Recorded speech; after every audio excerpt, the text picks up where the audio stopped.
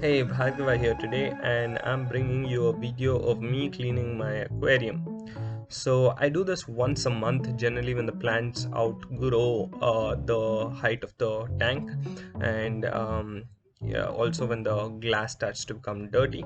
So the first thing I do is I wash my hands to make sure that I do not put my dirty hands into the tank. And once I'm done with that, I start off by snipping all the lengthy plants. I snip them to half the height or a little less than half the height of my tank itself.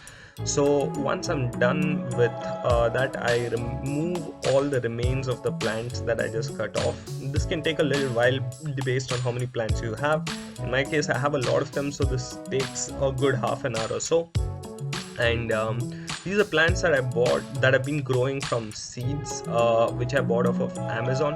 I've had them for roughly over a year now, or almost close to 2 years in fact, and they grow back to full length again within less than a month. So this process has to be repeated fairly often.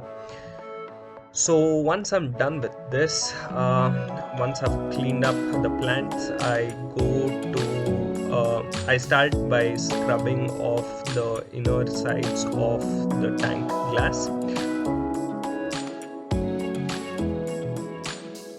I have a separate scrubber that I specifically use only for this.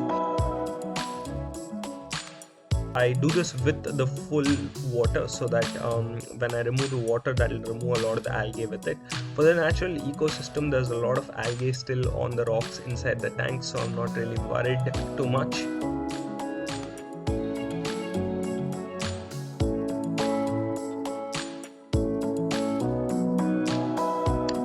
And once the tank glasses are cleaned, I go ahead and remove all the water, or at least a little more than half the water, so that all the algae comes out with it as well from the water. And along with that, I agitate the bottom of the surface while siphoning the water, so it removes a lot of the dirt from the bottom. This makes the tank a whole lot cleaner. And because I have quite a few fish in there, it is pretty dirty in many cases.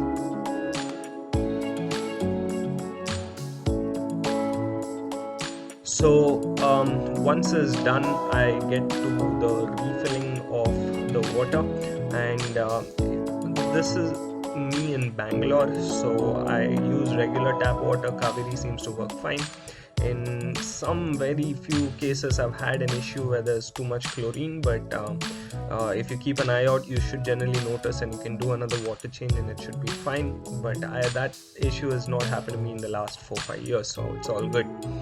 So once that's done, the next is me cleaning my pump or my filter. So at first I remove the top, I remove the inlet and the outlet, and then I clean up the electronics. And first I remove the pump, and then I remove the top inlet after I have closed the tap on the top.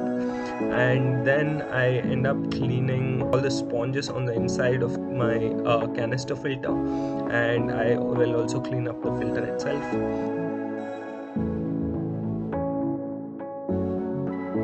I put back all the filters back into my canister filter, and it's ready to reassemble. So once it's wiped, I put it back in. First plug the pump back in, and then I fill the canister filter with a mug, and then I close the lid and I put the top inlet back in, and then I put the inlet and the outlet pipes back into the tank. And once I've done that, I can switch it on and then make sure the tap in the canister filter is back on, and you should be good to go. So this is what my aquarium looks like in the end. It'll take a few hours to clear up, but it'll look a whole lot better a little later.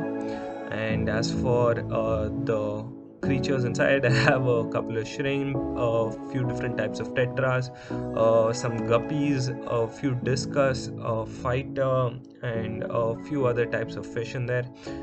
Thank you so much for watching. Do let me know what your thoughts were in the comments down below.